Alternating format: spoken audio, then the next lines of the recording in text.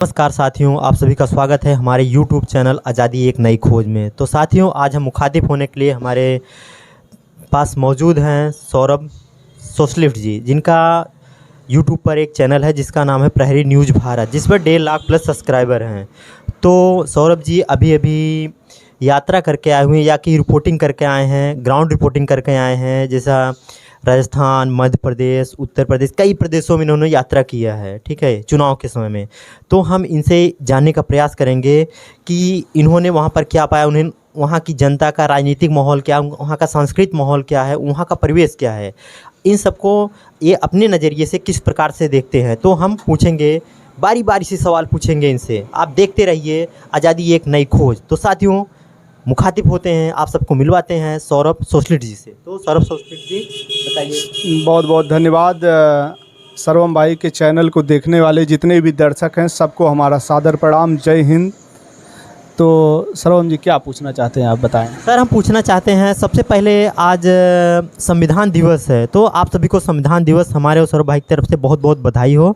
तो हम सबसे पहले सौरभ जी के शिक्षा के बारे में जानेंगे, इन्होंने कितनी तक पढ़ाई किया है या ये पढ़ाई में क्या क्या कर रहे हैं। तो साथियों, इन सभी का जो सवाल हमारा है, इसका जवाब सौरभ जी अब।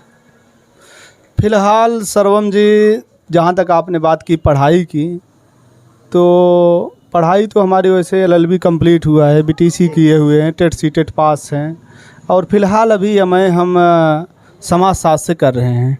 जैसा कि आपने कहा कि आज संविधान दिवस है, 26 नवंबर 1949 को संविधान पूरी तरीके से बनकर तैयार हुआ था। बाबा साहेब भीमराव अंबेडकर की पीछे प्रतिमा भी है। बाबा साहेब कहा करते थे, शिक्षा वह शेरनी का दूध है, जो जितना पिएगा वह उतना दहाड़ेगा।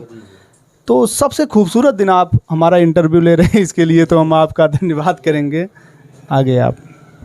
तो आगे बढ़ने से पहले हम बता दें कि भाई जो सौरभ जी हैं, संविधान दिवस की आप सभी को बधाई दी है और इसे एक खूबसूरत दिन भी करार दिया है, जो वास्तव हर एक इंसान के लिए है, हर एक भारतवासियों के लिए है एक खूबसूरत दिन। क्योंकि संविधान जो है भारत का क्या विश्व का सबसे बड़ा संविधान है, वो भी लिखित संविधान है। तो हम जानेंगे इनसे, जो कि कई राज्यों का ये दौरा करके आए हैं, तो उन राज्यों के बारे में इनके क्या विचार हैं, राजनीतिक पार्टियों के बारे में क्या विचार है, वो हम जानने की कोशिश करेंगे।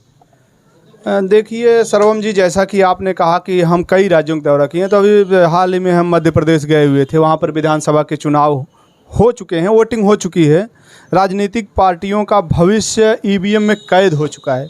लेकिन जो मैंने वहाँ पर ज़मीन पर देखा, जनता में एक तरह से आक्रोश था, सत्ता विरोधी लहर देखने को मिली। क्योंकि पिछले 18-20 सालों से वहाँ पर भारतीय जनता पार्टी की सरकार है।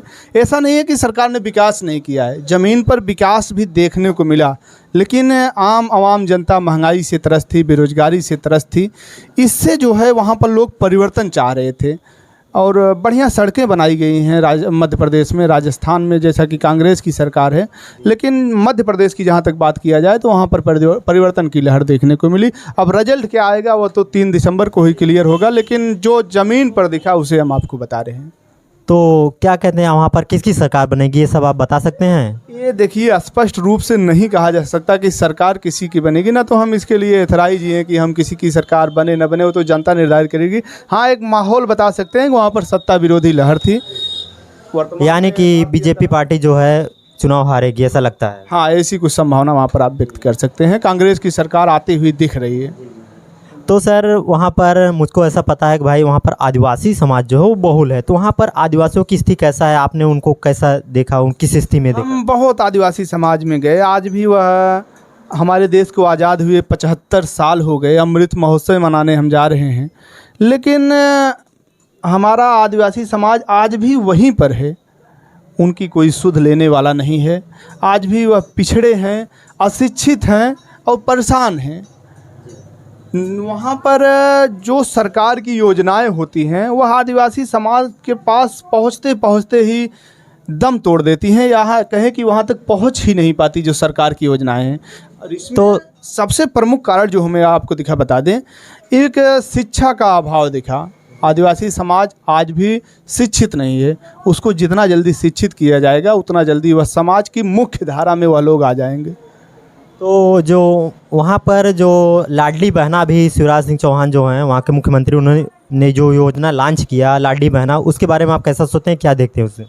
लाडली बहना की योजना का लाभ भी वही लोग पा रहे हैं जो लोग समाज से जुड़े हुए हैं। जैसा कि आपने कहा कि आदिवासी समाज की बात की, तो आज भी वो समाज की मुख्य धारा में नहीं आ पाए हैं, उनको इस योजना का लाभ दिखता हुआ नहीं दिखाई दिया हमें। यानी कि ये कह सकते हैं कि वहाँ पर अशिक्षा, यानी कि शिक्षा की बहुत ही अभाव है, वहाँ पर शिक्षा वहाँ तक पहुँच नहीं है, एजुकेशन से बहुत दूर आज भी आदिवासी समाज है। तो साथियों, आज हम आपको बता दें कि सौरभ सोशलिस्ट जी जो हमारे यूट्यूब चैनल आज़ादी एक नई खोज से जुड़ने के लिए हम भैया जी का बहुत बहुत आभार व्यक्त करते हैं।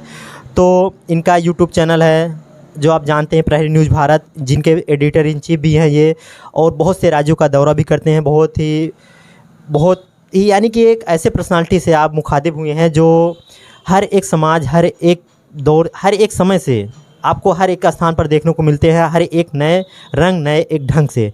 तो हम भैया जी से अब विदा लेना चाहते हैं, फिर हम मिलेंगे आपसे नए वीडियो में, इसलिए भाई नमस्कार। बहुत बहुत धन्यवाद, बहुत बहुत धन्यवाद सर, बहुत बहुत धन्यवाद।